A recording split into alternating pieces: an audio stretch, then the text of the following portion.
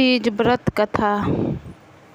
भगवान शिव जी ने पार्वती जी को उनके पुनर्जन्म के बारे में याद दिलाने के लिए सुनाई थी। हरियाली तीज व्रत कथा इस प्रकार है। शिव जी कहते हैं, हे पार्वती, बहुत समय पहले हिमालय पर्वत पर मुझवर के रूप में पाने के लिए घोर तपस्या किया था। इस दौरान तुमने अन्न जल त्याग कर सूखे पत्ते चबाकर दिन व्यतीत किए थे। किसी भी मौसम की परवाह किए बिना तुमने निरंतर तप किया। तुम्हारे इस स्थिति को देखकर तुम्हारे पिता बहुत दुखी थे। ऐसी स्थिति में नारद जी तुम्हारे घर पधारे। जब तुम्हारे पिताजी ने नारद जी से उनके आने का आगमन का कारण पूछा तो नारद जी बोले, हे गिरिराज, मैं भगवान विष्णु के भेजने पर यहाँ आया हूँ। आपकी कन्या की घोर तपस्या से प्रसन्न होकर वो उससे विवाह करना चाहते हैं। इस बारे में मैं आपकी राय जानना चाहता हूँ। नारद जी की यह बात सुनकर पर्वतराज अति प्रसन्नता के साथ बोले, हे नारद मुनि, यदि स्वयं भगवान विष्णु मेरी कन्या से विवाह करना चाहते हैं तो इससे बड़ी खुशी की बात कोई हो ही नहीं सकती।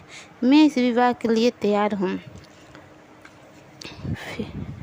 फिर शिव जी पार्वती जी से कहा, तुम्हारे पिता की स्वीकृति पाकर नारद जी विष्णु जी के पास पहुँच गए। यह शुभ समाचार सुनाया। लेकिन जब तुम्हें इस विवाह के बारे में पता चला तो तुम्हें बहुत दुख हुआ। तुम्हें मुझे यानी कैलाशपति शिव को मन से पति मान चुकी थी। तुमने अपने व्याकुल मन कोई बात अपनी सहेली को सुनाई।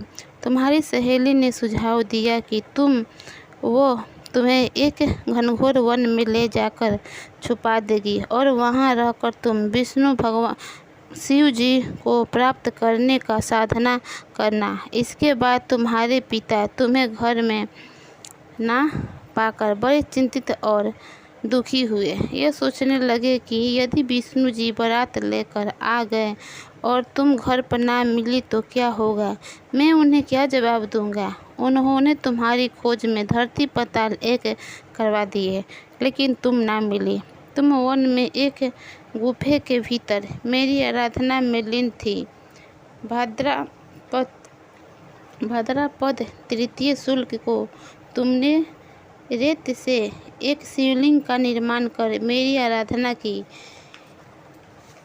जिससे प्रसन्न होकर मैंने तुम्हारी मनोकामना पूर्ण की। इसके बाद तुमने अपने पिता से कहा कि पिताजी, मैंने अपने जीवन का लंबा समय भगवान शिव जी की तपस्या में बिताया है और भगवान शिव ने मेरी तपस्या से प्रसन्न होकर मुझे स्वीकार भी कर लिया है। अब मैं आपके साथ एक ही शर्त पर चलूँगी कि आप